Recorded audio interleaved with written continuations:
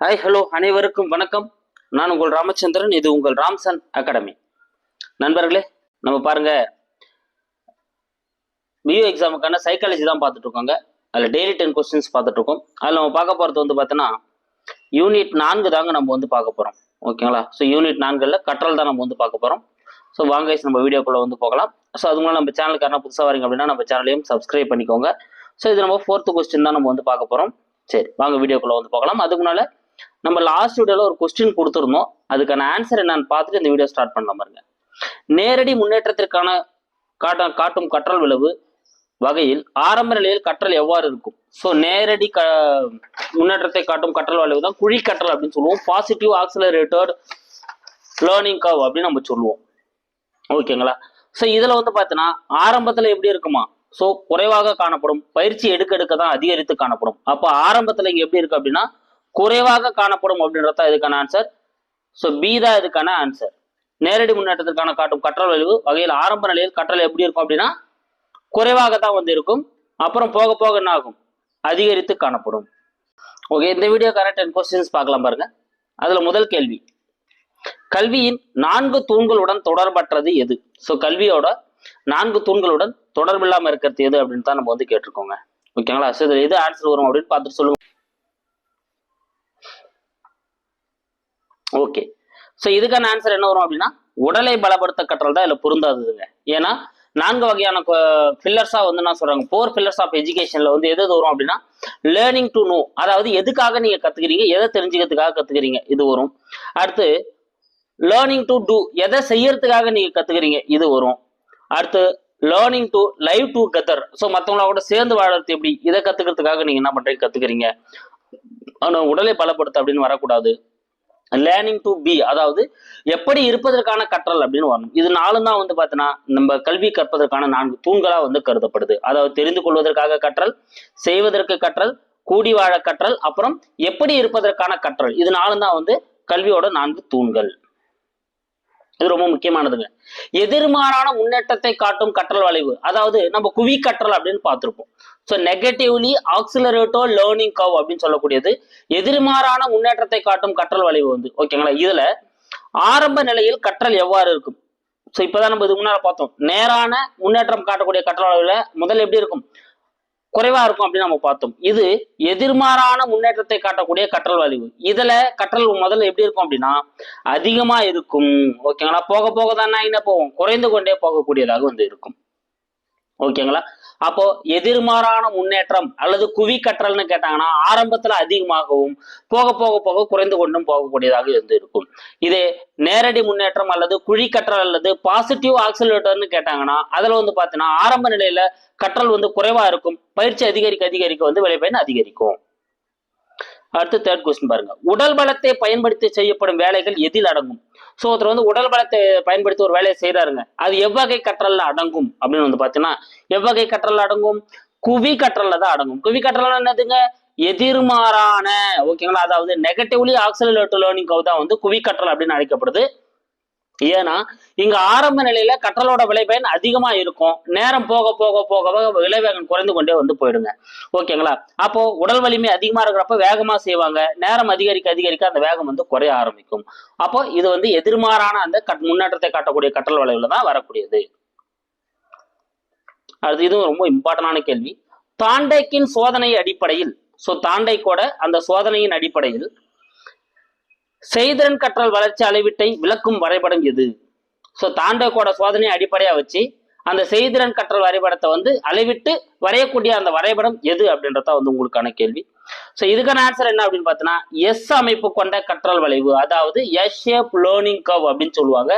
இதுதான் வந்து தாண்டகோட சோதனையை அடிப்படையாக வைத்து உருவாக்கப்பட்டது. ஓகேங்களா? ஏன்னா அந்த சோதனை வந்து எப்படி இருக்கும்? ஒரு ஏறி இறங்கி ஒரு தேக்க நிலை, மறுபடியும் சீரான ஒரு முன்னேற்றம் இருக்கும், அப்புறம் மறுபடியும் தேக்க நிலை, அப்புறம் சுணக்கம், இந்த மாதிரி ஒரு எஸ் ஷேப்ல வரக்கூடியதுனால இது என்னன்னு எஸ் ஷேப் லேர்னிங் கர்வ் அப்படின்னு சொல்லுவாங்க. இது தாண்டைக்கோட சோதனை அடிப்படையில் வந்து உருவாக்கப்பட்டது.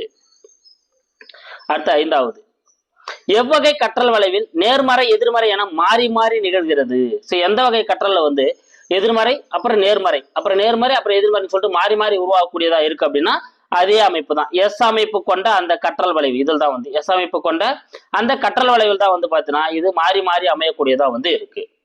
ஓகேங்களா. சோ சி தான் வந்து இதுக்கான சரியான ஆன்சர். அடுத்து 6வது கேள்வி. ஒரு குறிப்பிட்ட கால அளவிற்குள் எந்த அளவு ஒருவர் கற்று தேர்ச்சி அடைகிறார் என்பது, ஒரு குறிப்பிட்ட காலம் எடுத்துக்கின்னு அதுக்குள்ள ஒருத்தர் வந்து எந்த அளவுக்கு தேர்ச்சி அடைஞ்சிருக்காரு, எந்த அளவுக்கு தேர்ச்சி வந்து கொடுத்துருக்காரு அப்படின்னு சொல்லிட்டு கண்டுபிடித்த நம்ம என்ன சொல்லுவோம், கற்றல் வீதம் அப்படின்னு சொல்லுவோம். சீதா சொல்லுவோம் கற்றல் வீதம். அது எப்படி சொல்றாங்க, கற்றல் வீதம். அதாவது கற்றல் தேர்ச்சியின் அளவு, எந்த அளவுக்கு தேர்ச்சி அடைஞ்சிருக்காங்க, அந்த தேர்ச்சி அடைந்ததற்கு எடுத்துக்கொண்ட கால அளவு, இதுல வகுத்தோம் அப்படின்னா நம்மளுக்கு என்ன கிடைச்சிடும், கற்றல் வீதம் வந்து நம்மளுக்கு வந்து கிடைச்சிடும். அடுத்து 7வது கேள்வி. பள்ளிக்கல்வி என்பது 4 விதமான கற்றல் திறன்களை வளர்க்க வழிவகை செய்ய வேண்டும் என யுனெஸ்கோவின் டேஷ் அறிக்கை வலியுறுத்துகிறது. ஒரு பள்ளிக்கல்வி எப்படி இருக்கணுமா, சோ ஒரு 4 விதமான திறன்களை வளர்க்கக்கூடியதா வந்திருக்கும். அதாவது அறிவு பெறணும், செயல்களை செய்ய கத்துக்கணும், வாழ கத்துக்கணும், நல்ல மனிதரா இருக்க கத்துக்கணும். இந்த 4 விதமான கற்றல் திறன்களை உருவாக்கக்கூடியதா வந்து பள்ளிக்கல்வி இருக்கணும் அப்படின்னு சொல்லிட்டு யுனெஸ்கோவின் என்ன அமைப்பு சொல்லுதுங்க, டெலர்ஸ் அறிக்கை வந்து என்ன பண்ணுது, குறிப்பிடுது. அப்ப டி தான் வந்து இதுக்கான ஆன்சர், டெலர்ஸ் அறிக்கை. அடுத்து அடிப்படை கற்றல் வகைகளில் பொருந்தாதது எது? ஸோ மொத்தம் 80க்கும் மேற்பட்ட லேர்னிங்ஸ் இருக்கு. டைப் ஆஃப் லேர்னிங்ஸ்ல வந்து பார்த்தீங்கன்னா 80க்கு அதிகமான டைப்ஸ் ஆஃப் லேர்னிங் வந்து இருக்கு. அதுல அடிப்படை கற்றலா வந்து பார்த்தீங்கன்னா ஒரு 4 சொல்லுவாங்க. செவிப்புலன் வழி கற்றல், செவி வழியா கத்துக்கிறது. இயக்கத்திறன் வழியா கற்றல், ஒரு பொருள் இயங்கத்தை வச்சு கத்துக்கிறது. பார்வைத்திறன் வழியாக கற்றல், பார்த்து ஒரு பொருளை கத்துக்கிறது. அடுத்து வந்து பார்த்தீங்கன்னா தொடு உணர்வு வழியாக கற்றல். என்னதுங்க, தொடு உணர்வு வழியாக கற்றல் அப்படின்றது தான். ஓகேங்களா. அப்போ 4வது இங்க தவறா இருக்கு. என்ன வந்திருக்கணும், தொடு உணர்வு வழியாக கற்றல் வந்திருக்கணும். அப்ப டி தான் அதுக்கான ஆன்சர். அடுத்து இது ரொம்ப முக்கியமான கேள்வி.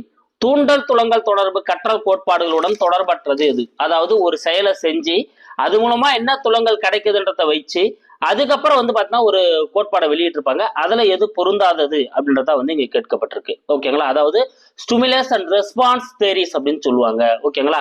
சோ இதுல தாண்டைக்கோட இணைப்பு கோட்பாடு, முயன்ற தவறி கோட்பாடு தூண்டல் துலங்கல் அடிப்படையில் வரக்கூடியதான். பாவ்லோவோட ஆக்குநிலை உருத்தமும் தூண்டல் துலங்கல் அடிப்படையில் வரக்கூடியதான். ஸ்கின்னருடைய ஆக்குநிலை உருத்தமும் தூண்டல் துலங்கல் அடிப்படையில் வரக்கூடியதான். ஓகேங்களா. ஆனா அதுல முழுமை காட்சி கோட்பாடு, கெஸ்டால்டோட முழுமை காட்சி கோட்பாடு வந்து பார்த்தீங்கன்னா ஃபீல்டு காக்னிஷன் தியரி அப்படின்னு சொல்லுவாங்க. அதாவது அறிவுப்புல கோட்பாடுல வரக்கூடியது. அப்ப இது தூண்டல் துலங்கல வராது, அறிவுப்புல கோட்பாடுல வரக்கூடியது. அப்ப டி தான் வந்து இங்க பொருந்தாம இருக்கு. அடுத்து 10வது கேள்வி பார்க்கலாம் பாருங்க. அறிவுப்புல கோட்பாடுடன் தொடர்பற்றது எது? எதுங்க, அறிவுப்புல கோட்பாடுடன் தொடர்பற்றது எது? சூப்பர். அனுபவபுல கோட்பாடு, குர்த்லேவினோட அனுபவபுல கோட்பாடு அறிவுபுல கோட்பாடுல வரக்கூடியது. அடுத்து டால்மன் கோட்பாடும் அறிவுபுல கோட்பாடுல வரக்கூடியது. உட்காட்சி வழி கற்றலும் எதுல வரக்கூடியதுங்க, அறிவுபுல கோட்பாடுல வரக்கூடியது. நுண்ணறிவு கற்றல் அப்படின்றது வந்து வராது. அப்ப இங்க எது தவறா இருக்கு, டி தான் வந்து இங்க தவறா இருக்கு. ஓகேங்களா. ஸோ அப்போ 10 கொஸ்டின்ஸ் வேகமா நான் கொடுத்துற மாதிரி ரிவிஷன் கொடுத்துட்றேன். கல்வியோட 4 தூண்கள்ல உடலை பலப்படுத்துதல் வரக்கூடாது. ஏன்னா என்ன வராங்க, எப்படி இருக்குன்றத கட்டுறதுக்காக வரணும். அடுத்து எதிர்மாறான முன்னேற்றத்தை காட்டும் கற்றல் வளைவுல எப்படி இருக்குமா, ஆரம்ப நிலையில வந்து பார்த்தீங்கன்னா அதிகமா இருக்கும், போக போக தான் குறையும். உடல் வளத்தை பயன்படுத்தி செய்யப்படும் வேலை எதிர்மறையான முன்னேற்றத்தை குறிக்கக்கூடியதான் குவி கற்றல் வரும். தாண்டைக்கோட சோதனை அடிப்படையில் அந்த எஸ்எப் லேர்னிங் கவ் தான் வந்து உருவாக்கப்பட்டிருக்கு.